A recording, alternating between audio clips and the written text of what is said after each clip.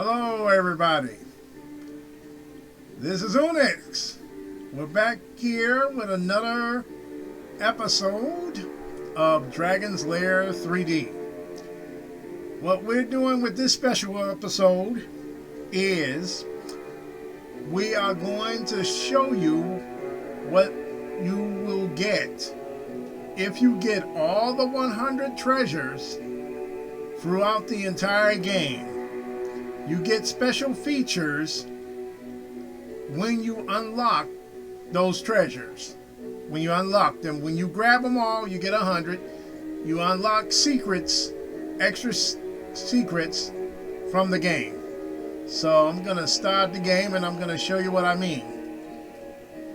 This is what you get after you get the all 100 treasures throughout the entire game. You get about 5 bonus features that you can use when you play the game more. The first one is sword time. Just give me a minute here. Sword time. Unlimited mana. Continuous fire sword. Pencil test characters. Smooth shaded characters. Those are the rewards you will get when you unlock these secrets. And since all of these need self-explanatory, I'm gonna let a fellow YouTuber explain in this special feature what each special item can be used for as you play the game more. So, without further ado, I'm gonna let a YouTuber named IKANANKA, I'm gonna write out his credits on here so you'll understand, and that way he can explain to you all that what you get when you collect all 100 treasures. I'll be back soon. And I'm gonna turn it over to him, and it'll be his footage that is connected to mine, so that way he can explain to y'all what each one is about. I'll be back soon.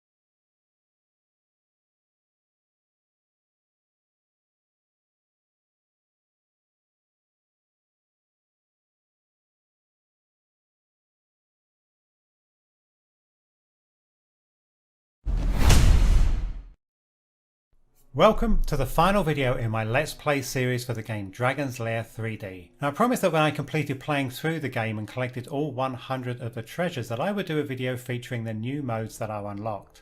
Now in total there are 5 new modes that are unlockable, and once they are available they can be accessed by selecting Start Game as usual. But this time you're presented with a new menu with all of the available new game modes listed. The first is the normal game mode with no rewards, followed by the unlockable game modes, which are Sword Time, Unlimited Mana, which is actually unlocked after collecting only 90 treasures. Then we have Continuous Fire, and then Pencil Test Characters, which is also unlocked after collecting 90 treasures, and Smooth Shaded Characters.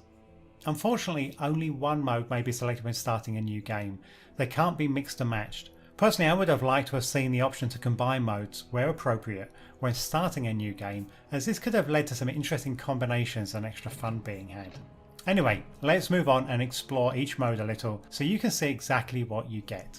Sword time is a bit of a strange one in the game. As you'll see, all of the other unlocked game modes are either totally self-explanatory and or are activated automatically without input from the player. This is not the case with sword time. First of all, what exactly is sword time? Well, according to the only information that is still available online about the game, sword time provides faster charge times. Although this information seems to come from only one person, called Ken the Gamer. It's also backed up by Wikipedia, so it must be correct, mustn't it? Well, seems like quite a useful feature, seeing as quite a number of times while playing the game I have been frustrated by how long it takes to charge the sword for a whirlwind attack. Remember though, to do this you need to get to the point in the game where you defeat the Robot Knight and claim the Dragon's Ring of Power. It is this that enables you to start using and collecting mana and also to charge the sword for whirlwind attacks. So let's check it out.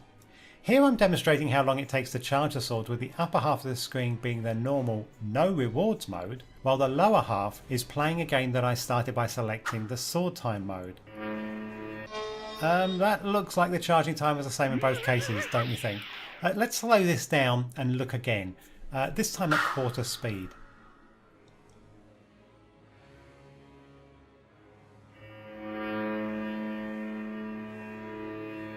Good grief, the charging time is exactly the same. So what the heck is going on here? Well, thanks to Dave Hallock, who not only operates the long-running Dragon's Lair project website, check out the link in the video description below, but he was also a beta tester for Dragon's Lair 3D and has been providing me with great insights into the game's development and testing throughout my Let's Play series. Well, Dave told me that sword time was a play on words and was in fact a nod to bullet time that was made famous in the movie The Matrix, as well as the Max Payne series of video games. Now in Max Payne, bullet time allows Max to slow down time, and when bullet time is activated, gameplay slows but Max can still aim weapons in real time. So sword time is effectively bullet time with a sword instead of a gun. Okay, so how does one activate sword time in the game? There is no documentation for this, and so I spent some time button mashing in the hope that something would happen. Now on the verge of giving up, I suddenly saw Dirk swinging his sword in slow motion. Woohoo! I thought. Sword time can be activated using the game controls. So I spent the next 5 minutes figuring out exactly what controls are used to make this happen. And it turned out to be fairly simple in that you just need to tap the block and crouch buttons simultaneously. When you do that, you'll hear an audio cue that sword time has started. That certainly must have been inspired by what happens when Lee Majors, the $6 Million Man, activated his bionic implants. Now, time is then slowed down, during which you can move the camera in real time, much like Max Payne could aim in real time. Also, while sword time is active, you'll hear Dirk's heart beating loudly as a sound cue that sword time is active. After around 5 seconds, as sword time comes to an end, you get another audio cue that sounds very much like someone tearing a sheet of paper. So, in a game that wasn't designed with sword time as a core feature, as opposed to Max Payne where bullet time was an integral component from the beginning, is sword time any good? Well, the answer is yes and no. On the negative side, I found a lot of times where activating it was flaky and would just result in Dirk simply shrugging each time I pressed the block crouch button combo.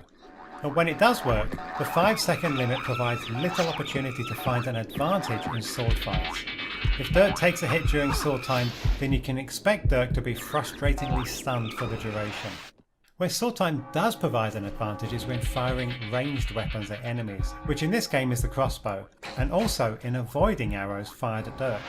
In particular though, I suspect sword time would be most advantageous in some of the boss battles where timing moves to avoid ranged attacks from the likes of the Smithy and Mordrock are critical to success.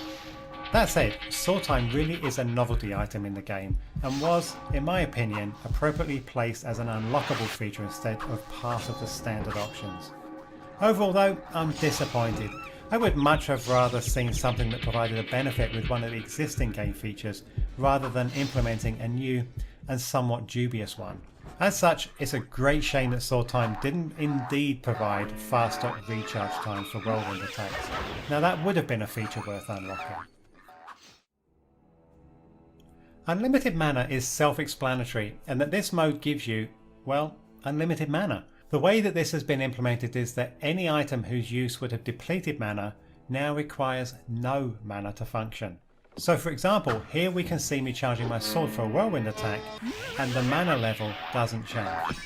As mana is only a factor in the game once you've got the Dragon's Ring of Power from the Robot Knight, this mode has no effect for the beginning portion of the game up to that point.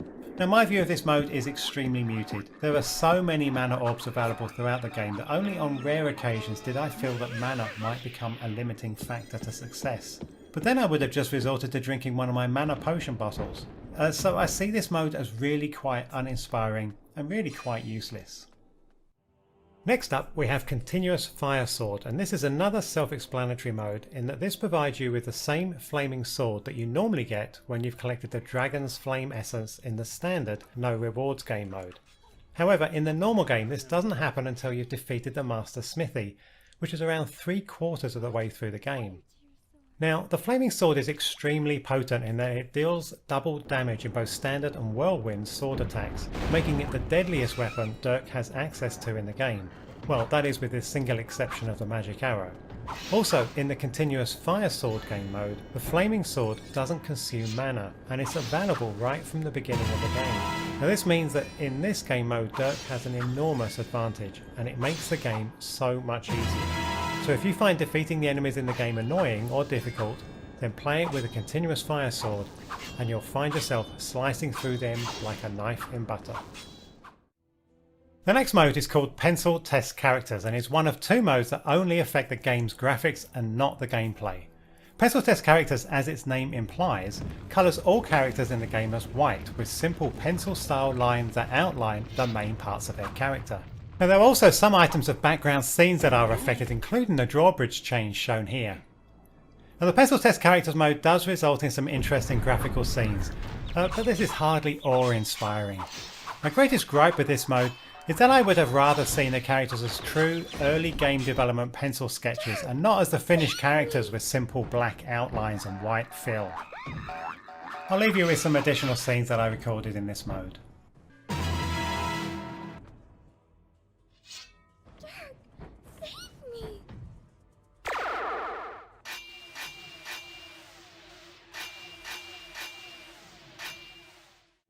The final mode is Smooth Shaded Characters, which in my opinion is a lot more interesting than the Pencil Test Characters mode.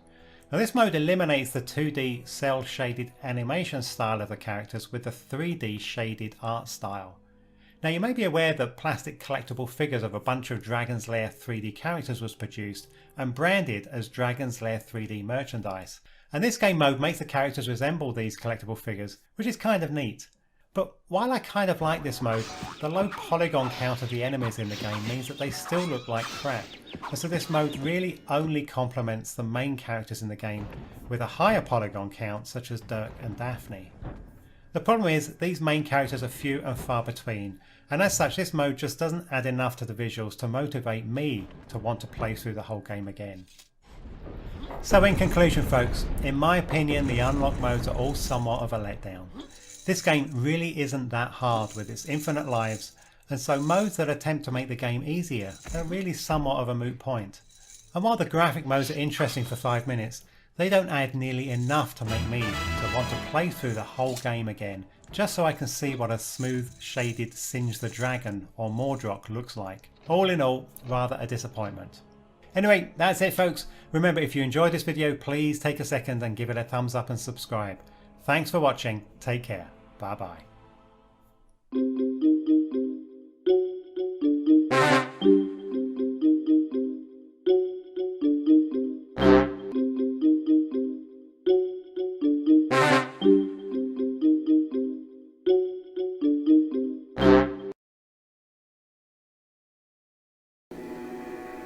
Okay, by that time you should have heard the fellow YouTuber explain what each of the rewards you get after you have already collected all the 100 treasures throughout the game. And I hope y'all use them as you play the game more. And if you don't, you don't have to use them if you don't want to. All you have to do is just click cancel or just put in no rewards right on top of here, or the cancel button. I think that's about it for this special edition of Dragon's Lair 3D. You all take care. It was a good experience playing it throughout the game, playing the game. And other than that, that's it. You all take care of yourselves. And I hope to see you again with another exciting adventure somewhere. Take care of yourself. Bye-bye.